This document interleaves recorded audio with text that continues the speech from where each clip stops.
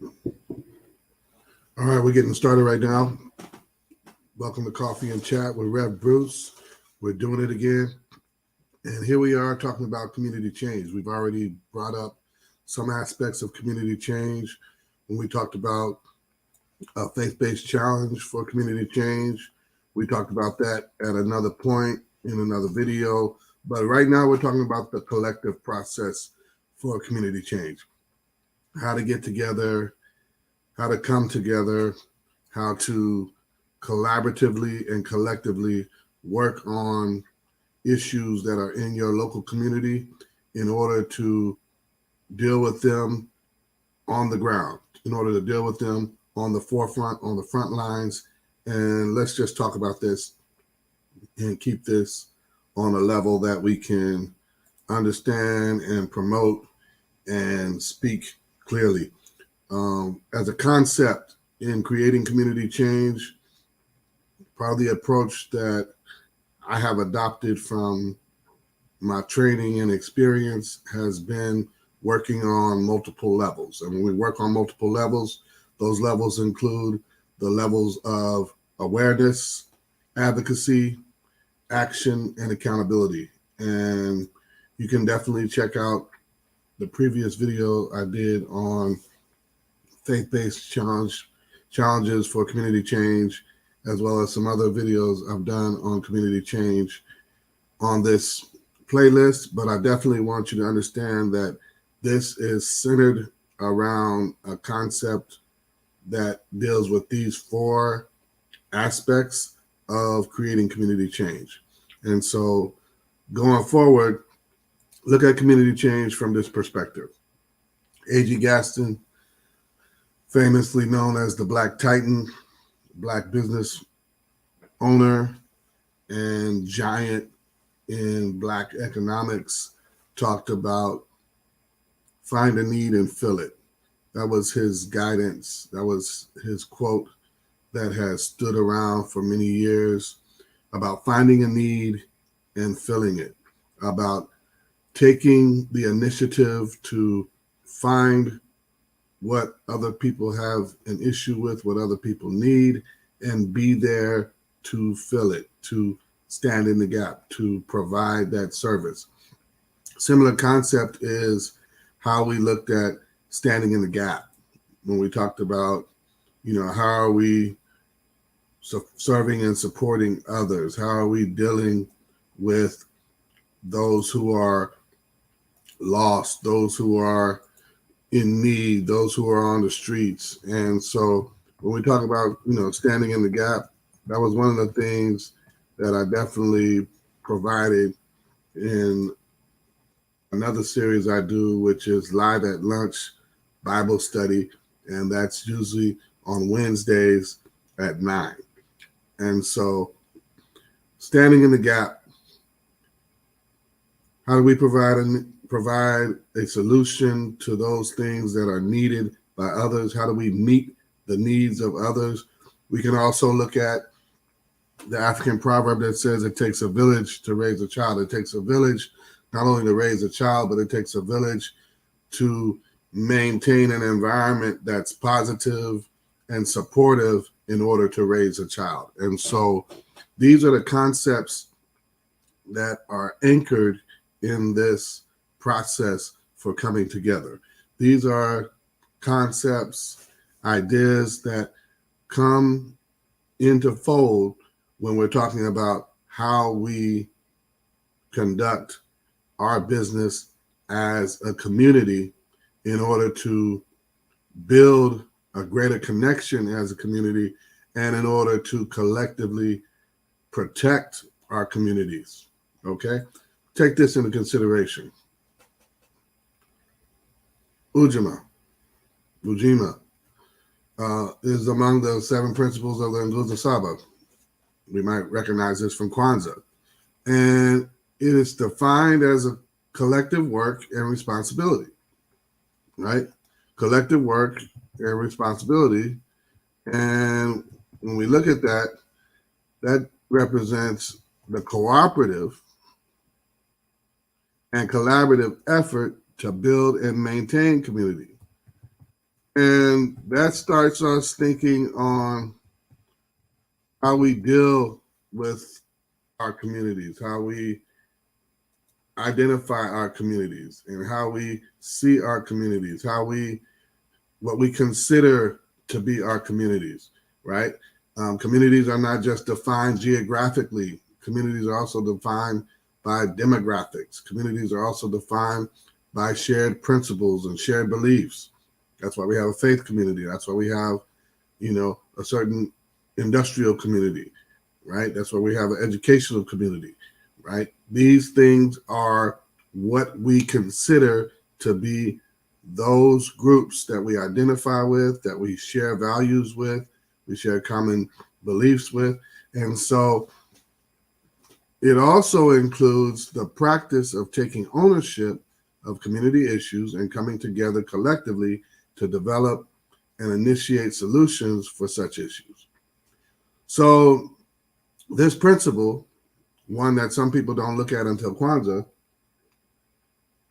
is also a principle that is how we can come together to create community change. This is one aspect of what we're talking about when we talk about creating community change, when we talk about addressing the issue of community change. It takes a village, right? We look at this from this perspective. It takes a village. And when we create community change, we're talking about doing so by raising awareness, rallying the advocates, looking at what actions we can take and who needs to be held accountable. And part of that accountability goes back to us as the village in maintaining this principle. And so it's our collective work, our collective responsibility to maintain these things that make us a village, that make us a community. And so keep that in mind as we go forward in looking at how we take action, how we initiate and create community change. How do we come together? We need to find common ground. One of the things that we fail to do in some cases is create that, that common ground. We fail to see what's going on. We fail to actually get involved. I was reading Jawanza Kajufu's Restoring the Black Family, Restoring the Village, this whole idea of solutions for the Black family. And part of what he talked about in the conclusion of Restoring the Village was going back to something said by Stokely Carmichael about all of us should be engaged in some local organization. All of us should be engaged in some community organization. All of us should be engaged in at least one of those that are looking out for the community. It doesn't matter if it's some form of watchdog organization or some form of action and service organization, but our involvement also keeps us informed.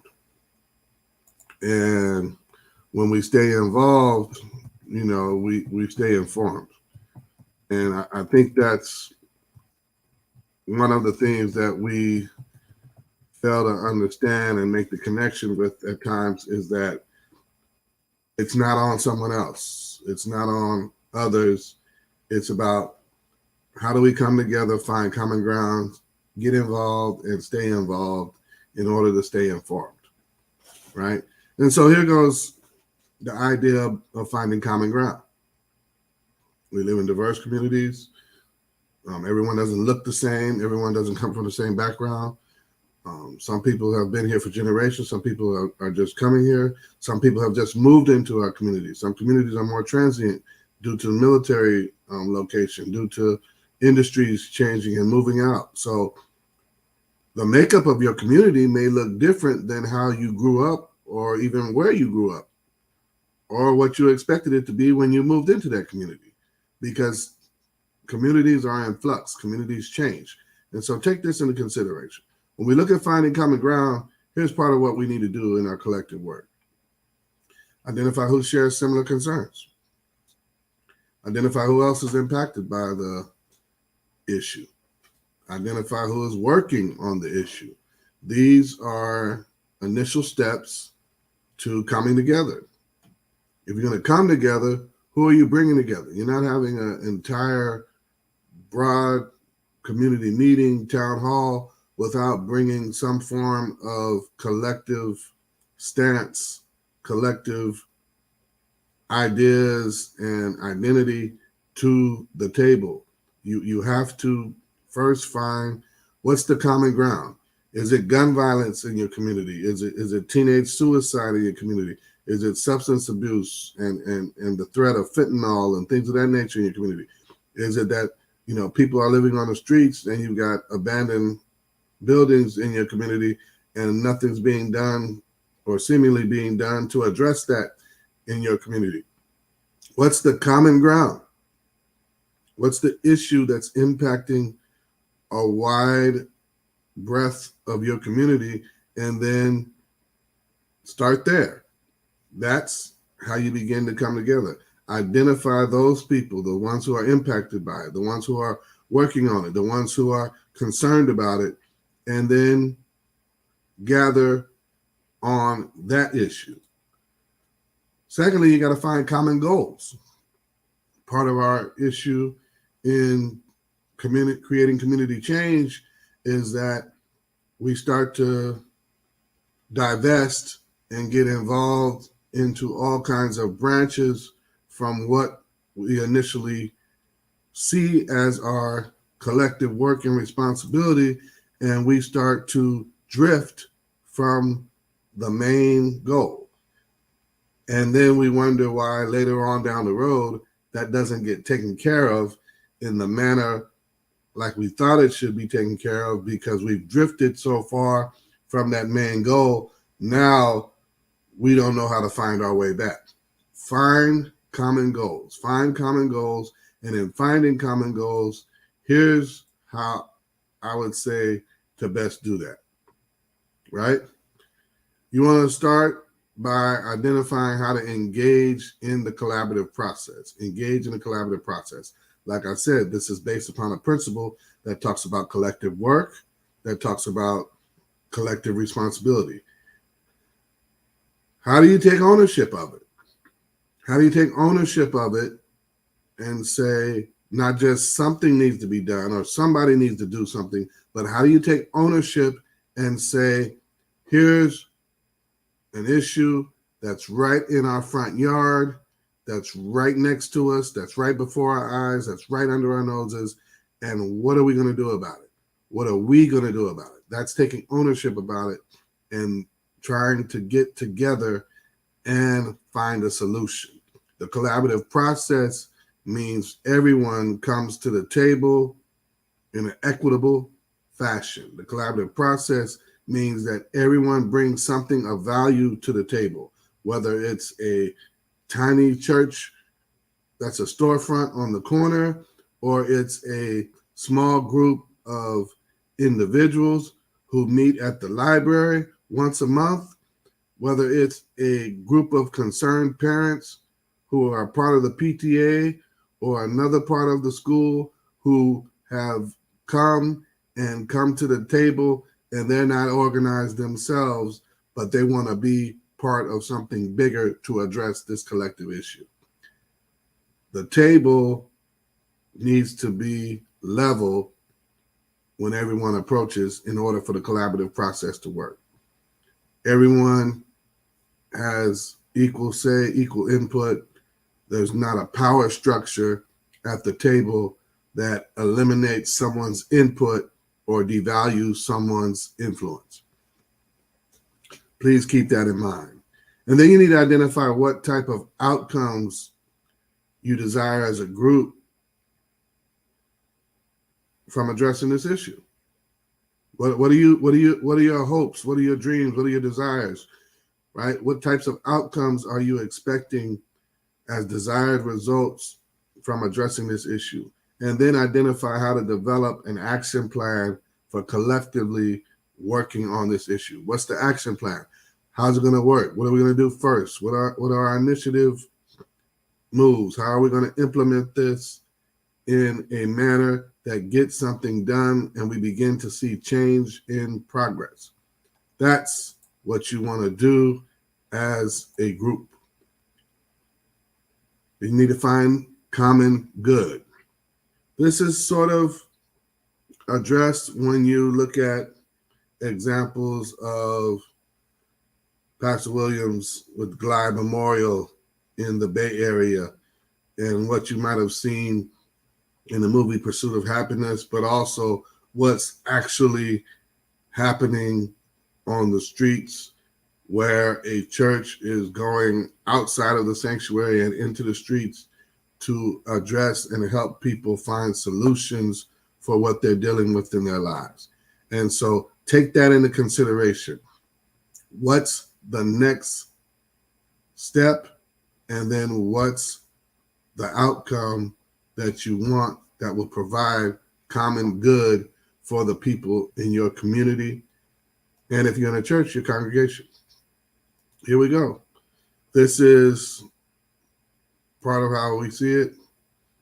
Identify the win-win for all parties involved. If we're in a collaborative process, everyone should feel the benefits of that. Everyone should feel some form of benefit from that. The collaborative process should allow for everyone to feel that they have a part in the win-win. Everyone should feel that they have a part in what's going on. And in doing so, you got to identify what's the win-win for everybody. How does everyone win out in this? And then I would say list the outcomes that the group has identified in addressing this issue. What are the desires that the group have identified in collectively addressing this issue, right? Those desires will become your drivers, and then you can actually see this becoming a process that allows for you as a group to actually get to a place where you're seeing change, and that's going to be a major factor as you get along in the process, especially if you're dealing with something like policy, where policy, you have to go into the system and work a process that is not always considered user-friendly, that is not always seen as being easily maneuvered from the outside coming in. And so think about that. You've got to keep your desires as your drivers in order to create change, right? And then you need to identify a sustainability plan for the collective work on the issue.